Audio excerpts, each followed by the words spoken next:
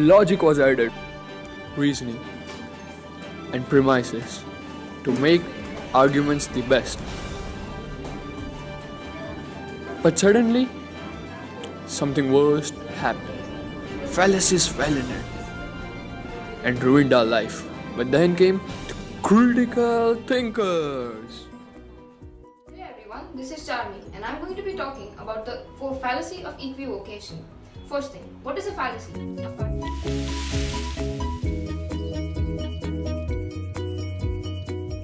First thing, what is a fallacy? A fallacy is a bad argument. What is an argument? An argument consists of a claim and a premise. Now, a claim means to state or to assert something. A premise, on the other hand, is a reason or proof that a claim is backed with. Now, it is very essential to have the premise to be logical. Without a logical premise, it is not possible to have a logical or strong argument. Now, a bad argument or a fallacy would lack logic. Thus, we now all know that logic is the main aspect of an argument. If there is no logic in the argument would not make any sense and it would just simply remain a claim. Without a logical premise, it would make no sense to a person. It is not very easy to find fallacies in an argument, but now, moving further, we would learn how to find equivocation fallacy in any argument.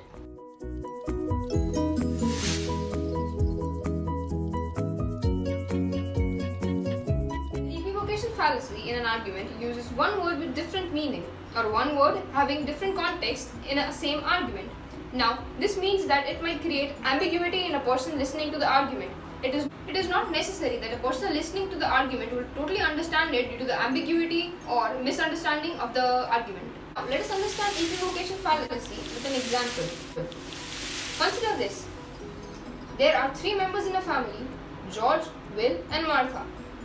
Martha and George have some altercations and the dialogues are as follows. I'm tired of you coming home every day drunk.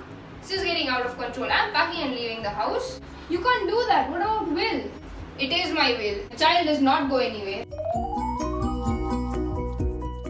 Now it can be understood by this argument that there was some ambiguity, some misunderstanding that Martha and George had. Now Martha in this altercation meant that it was her will, which meant it was her decision to leave the house and not with her child. Whereas on the other hand, George understood it, or rather misunderstood it in a way that she was taking the child along with her and leaving the house, which is ambiguity and misunderstanding of a conversation that they had. This was a very basic example of equivocation. Now, we would look on to another difficult example where it does not look very fallacious, but it has the equivocation fallacy in it. Now, while studying economics, it is a very common practice that we shift only one variable and the other variables remain constant for the ease of the understanding of the subject. Now, the claim here could be everything else remains constant. The premises could be change is constant. So the result will be everything changes, which does not make sense. Though all the three arguments, all the three statements individually are true, but they do not follow logic, they do not have any logic, and thus the claim that premises tries to prove does not prove, and the conclusion is illogical, which in the end does not make any sense. From this, we can conclude that logic is the main and important part of an argument. Now, we also should know that claim does not define an argument, but premise is an important part that defines an argument and that brings out an argument, and because of premise, an argument is called an argument. Now, if there is no premise in the argument can only be said or called to be an opinion, not an argument. Now, the third example that I will be talking about is as follows. Imagine a situation where there are two people. They meet at a party, person A and person B. They meet at a party and start chatting. They keep on chatting, and later in some time, person A says to person B that you are a very gay person, to which B is confused and thinks and gets confused whether the gay meaning bisexual or happy. Similarly, we also, if hearing the conversation, we also would feel the gay meant bisexual or happy. This is how ambiguity is brought out in an argument. So, these type of erroneous sentences in an argument make chaos and they give rise to fallacies. Now that we already have looked on to some examples of equivocation fallacy, we would further move on to how to identify the equivocation fallacy, how and when did it come into existence, and the reason behind coming it into existence. First, we would talk about how to identify the fallacy. It is not very easy to find equivocative fallacy in any arguments. So there are few key points that need to be kept in mind when one is analyzing the arguments. First is key claims. It is very necessary and important to find out the key claims of an argument. For example, all men are logical, which if equivocated can also mean women are not logical. So here the claim becomes women are not logical, which is totally illogical and does not make sense, or the claim that is provided. Now this claim is badly defined as the real meaning of the claim does not truly come out, whereas it is equivocated and no logical sense is made out of it. The second thing that we talk about is reasoning and conclusion. Now reasoning and conclusion are very important for an argument. Just like claim is a part of argument, reasoning is the second stage of the argument and conclusion is the third stage of the argument.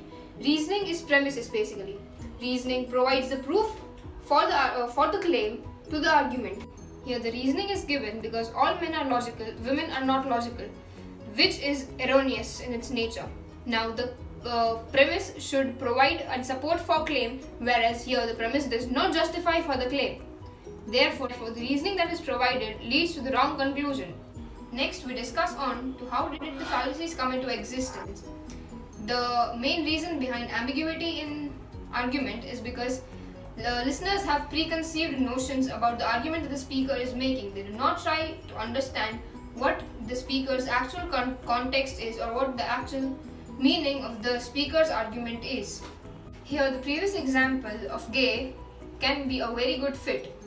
Now, A tells to B that he is a gay person that led to two meanings, bisexual or happy person.